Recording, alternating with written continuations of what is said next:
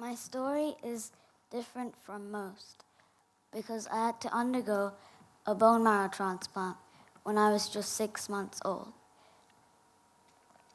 And now I have pulmonary fibrosis, which is a serious lung disease, and my lung capacity is only 20%. My name is Aisha Chaudhary, and I'm 17 years old. And today, I'd like to talk about what really matters most to me in life.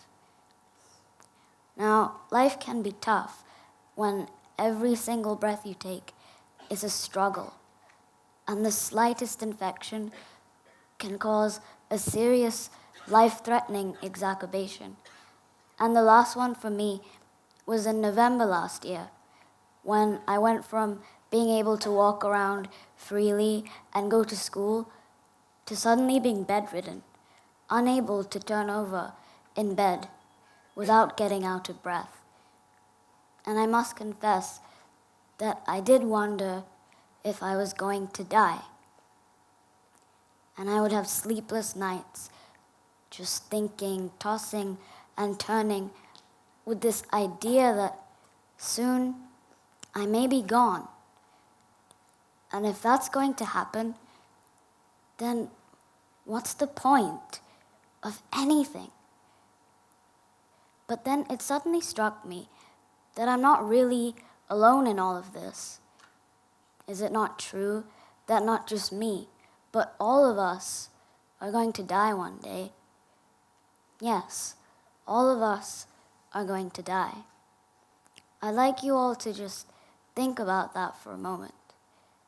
In the next 100 years, all of us sitting in this room today will be gone, just at different times, some sooner than the others.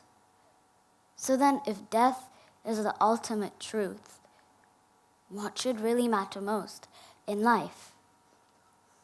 I feel the only thing that truly matters to me is being happy. And happiness is a choice one makes. It's simply an attitude. I can either choose to be happy and try to smile through all of my difficult times, or I can choose to be miserable and get overwhelmed by it all. Now, it's not that by being miserable, I'm going to get any better. So I may as well choose to try and be happy. And if I have to have pulmonary fibrosis, I choose to have a happy pulmonary fibrosis.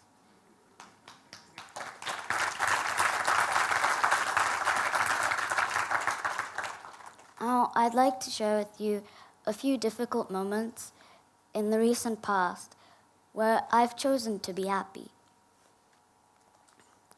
This year, I was quite unwell, and I had to undergo several medical tests. And one such test was a sleep study done to check if my oxygen levels were okay when I sleep. And this picture was taken just before the study. And you can see that I'm almost trapped in a bunch of wires, some stuck to my face and some to my body to monitor my heart, my brain, and my breathing. Despite all of this, I'm still smiling because I refuse to let this illness get the better of me. I just won't let it. And I chose to find humor in observing the man who was doing my sleep study. I couldn't help but laugh at the way he would just put up his own feet on my bed and go off to sleep himself, snoring away. And this obviously made it difficult for me to sleep. And maybe that's why my results were so bad. How ridiculous, I thought to myself. Later that month, my family and I had to go to England for a full medical checkup, and the days were filled with long, boring medical appointments, talking about lung transplant and what seemed like endless amounts of tests. This is a picture of my brother and I, just after I'd spent one long day at the hospital. But guess where we were headed in this photo? To to see a Broadway show in London, and it was fabulous. I was able to put the trauma of the day at the hospital behind me, and I still managed to find the will and the excitement in going out for a play and spending quality time with my brother. I believe that it's important to create many happy memories so that we can try to wipe out the sad ones.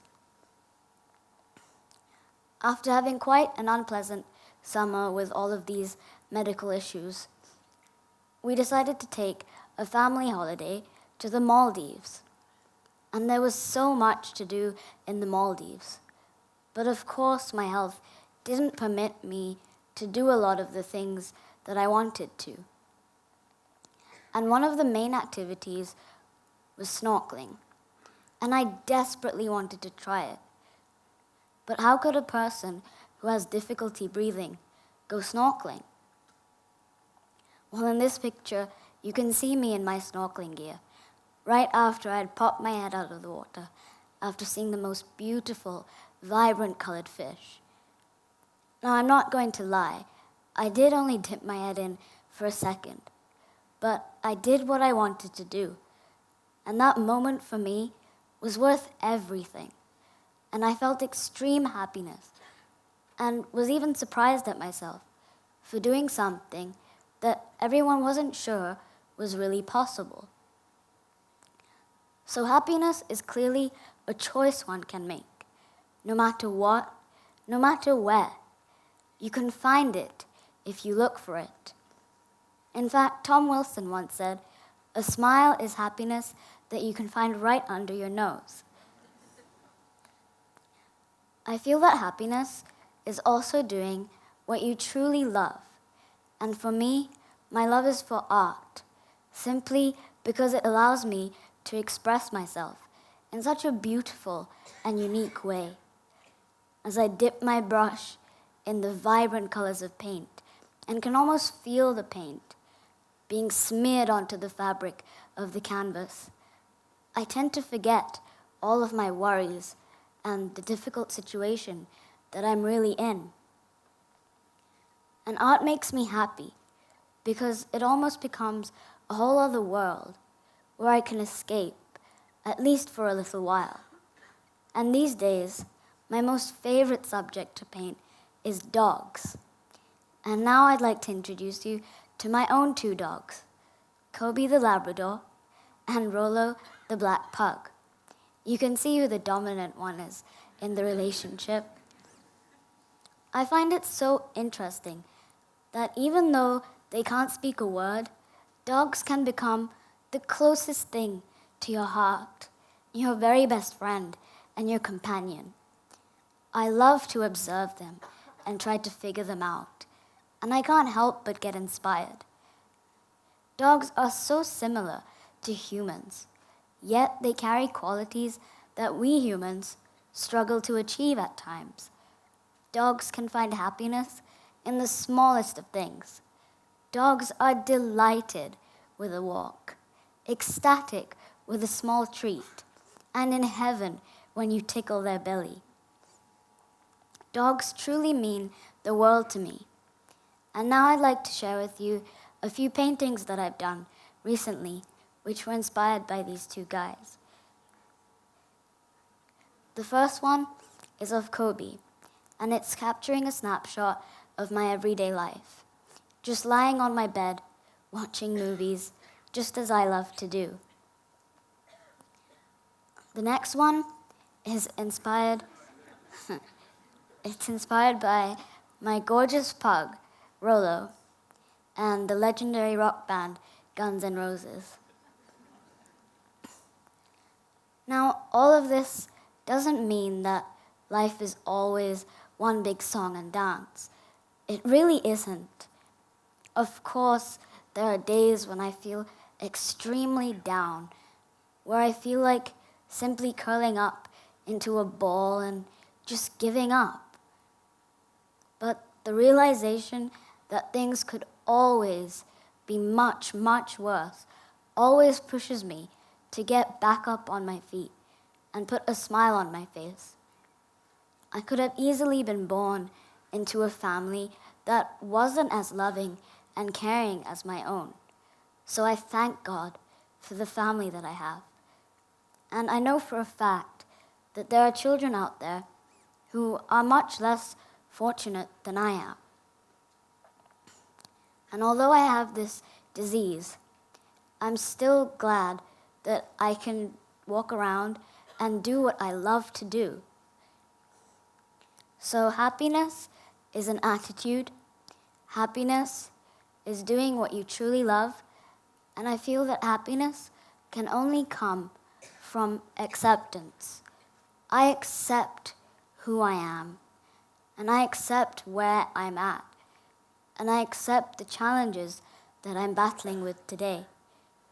And I'm even more determined to make the most of this wonderful gift of life that God has given me.